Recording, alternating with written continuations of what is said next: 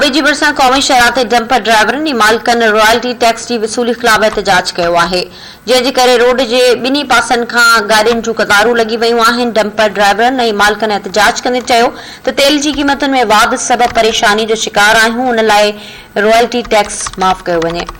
अहम ख़बर अवां सां शेयर कयूं पिया धाबे जी मां, जिते क़ौमी शहरात डंपर ड्राइवरनि ऐं मालिकनि रॉयल्टी टैक्स जी वसूली ख़िलाफ़ एहतजाज कयो आहे, जंहिंजे करे रोड जे ॿिन्ही पासनि खां गाॾी जूं कतारूं लॻी वयूं आहिनि। डंपर ड्राइवरनि ऐं मालिकनि एहतजाज कंदे चयो त तेल जी क़ीमतुनि में वाध सबबि परेशानी जो शिकार आहियूं, उन लाइ रॉयल्टी टैक्स माफ़ कयो वञे। इन जा तफ़सील मालूम कयूं था। धाबे जी खां मोहम्मद अली लाइन ते मौजूद आहे। जी मोहम्मद अली, एहतजाज बाबति अपडेट कजो। हाँ जी बिल्कुल, तव्हांखे ॿुधाईंदो हलां त धाबे जी रॉयल्टी टैक्स में मुसलसल वाध करण खिलाफ़ डंपर मालिकनि जो क़ौमी शाहराह ते रेती में बजरी बाहिर गाॾी बीहारे छॾियूं।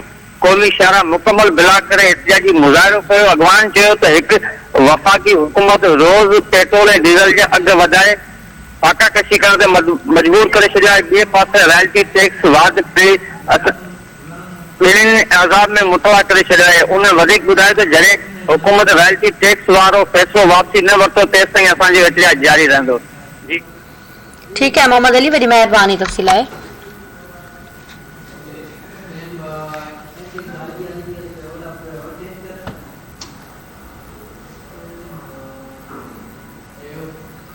नाज़रीन, ही हुयूं वक़्त जूं ख़बरूं। वधीक ख़बरुनि ऐं अपडेट्स लाइ ॾिसंदा रहो धरती टीवी न्यूज़।